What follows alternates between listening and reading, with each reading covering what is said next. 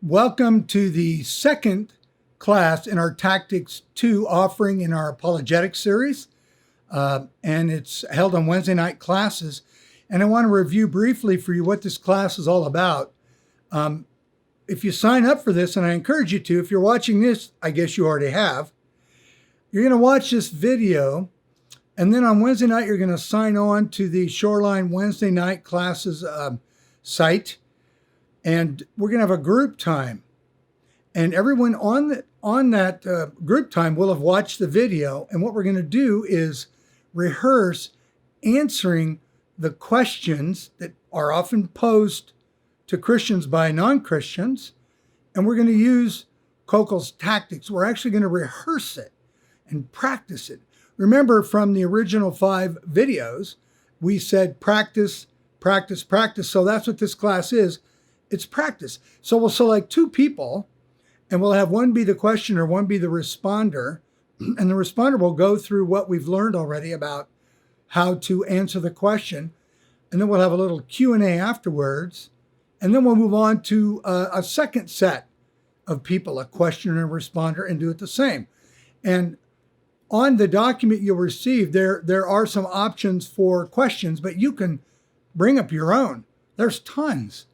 Okay, questions that we might encounter out there when we want to use our skills to engage in a conversation. So that's what it's about. Now, last week in the video and in the class, we addressed the first 2 tactics, Columbo, and what Greg Kokel, this is his material, calls suicide. We call self-destruction. And Columbo is simply those first 2 questions. Remember those?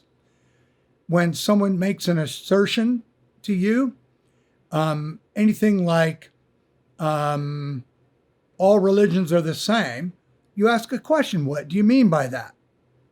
If they answer the question, then you ask, how did you come to that conclusion?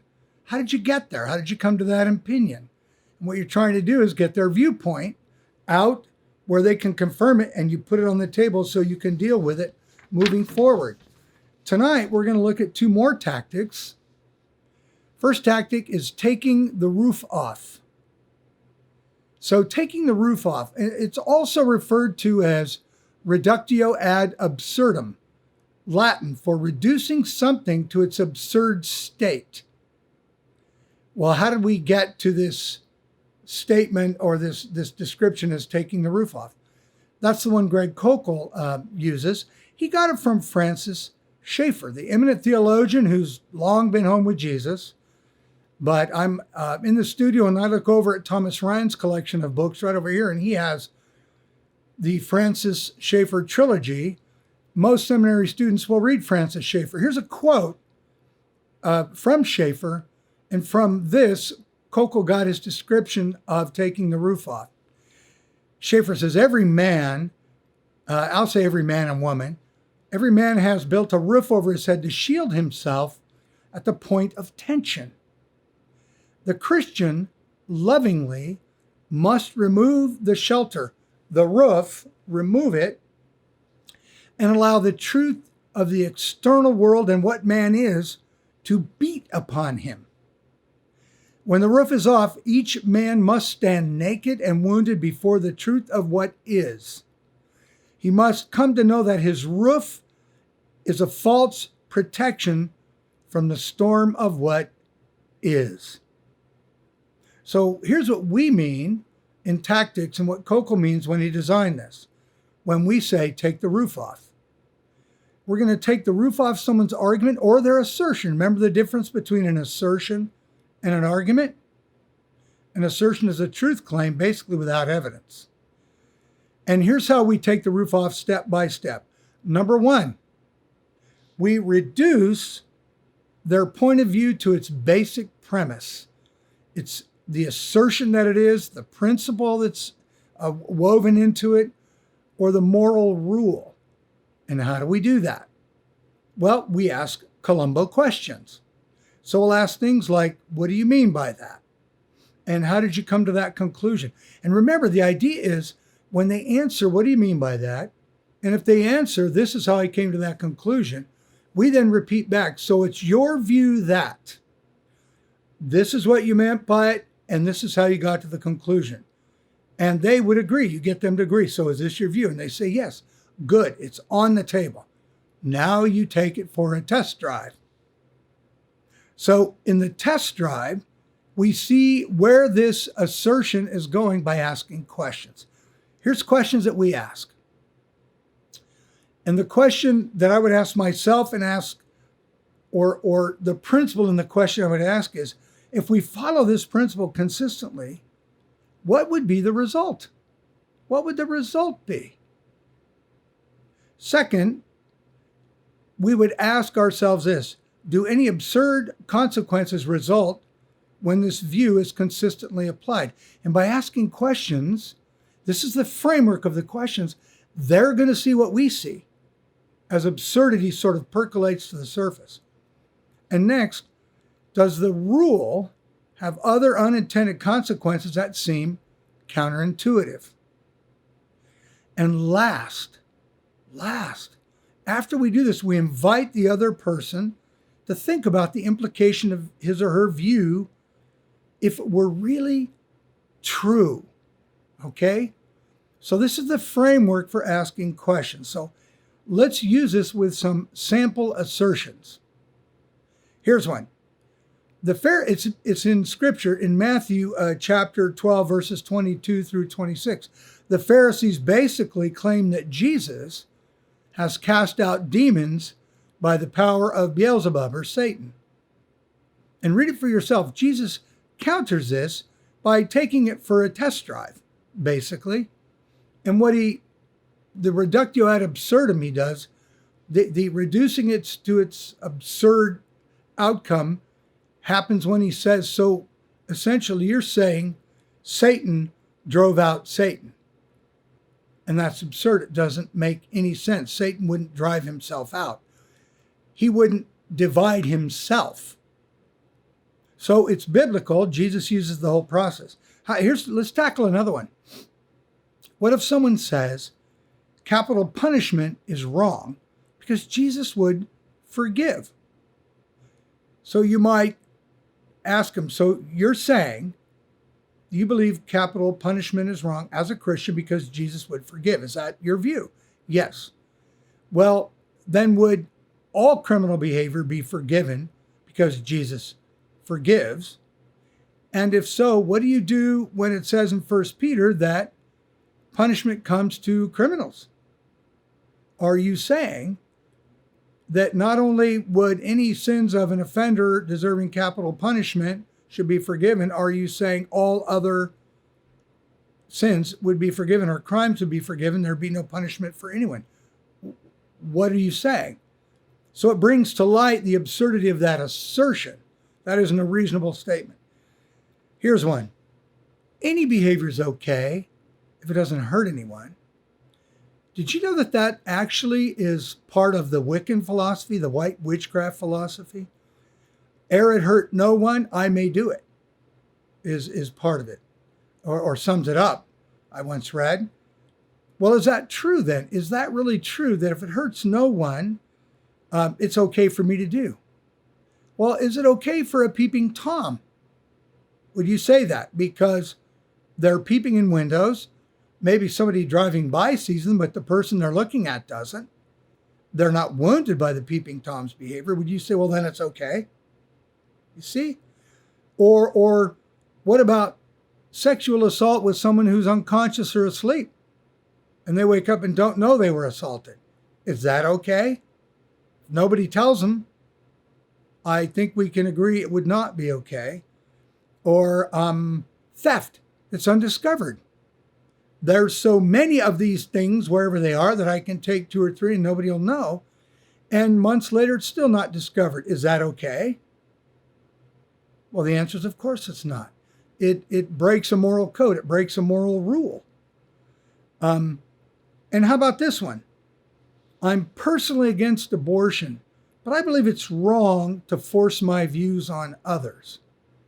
So you might say, so you're personally against it, but you're saying it's also wrong for others to force your view on others. So what is it what is it that makes it wrong for you would be the question.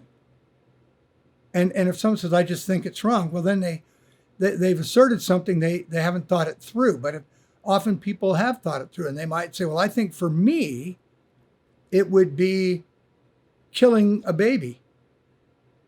And sometimes people will say that. For me, it would be killing the fetus. I believe that's wrong.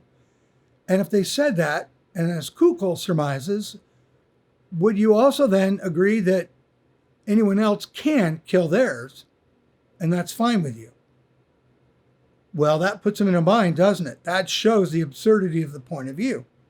So that's the whole idea here, is we take the assertion for a test ride to take the roof off, to no longer protect the assertion and allow the absurdity that is in the assertion to rise to the surface.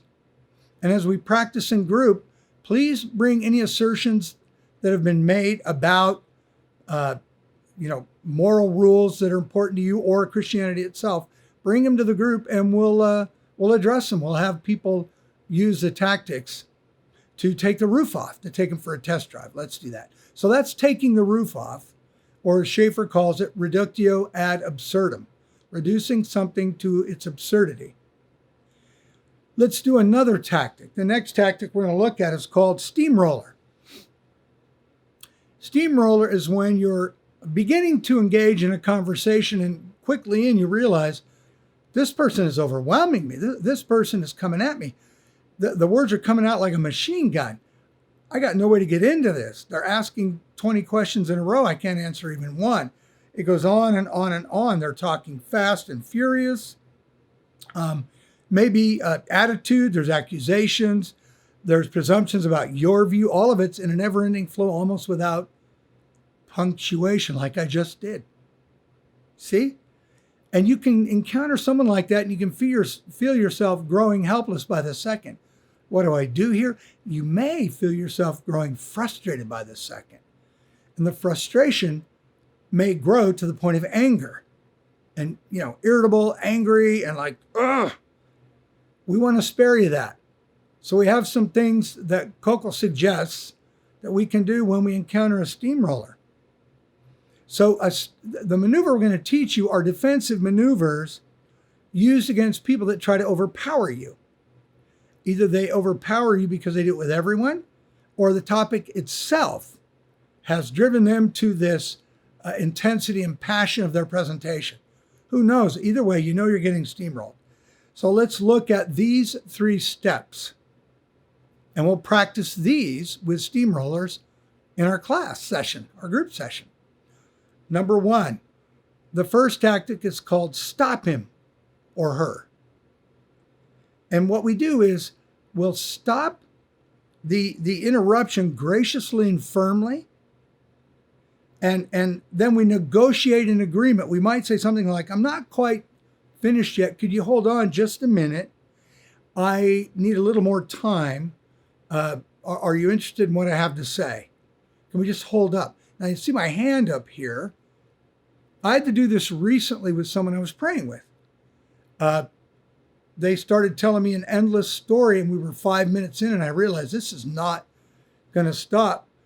They're just getting warmed up. So I just say, hey, can we hold it right there?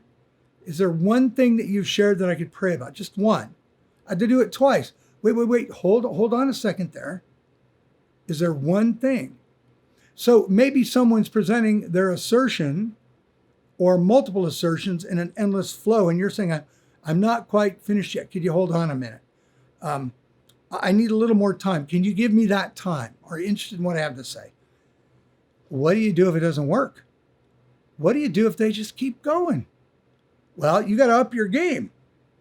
And by the way, all these are transferable to relationships, work, home, family, friends, otherwise, not just with a person in a Christian or spiritual conversation. These are transferable to all kinds of scenarios. But what do you do if step 1 doesn't work? You're trying to stop them and they're just not respecting it. They're just riding right over it. We go to step 2. Kukul calls it shame him, shame her.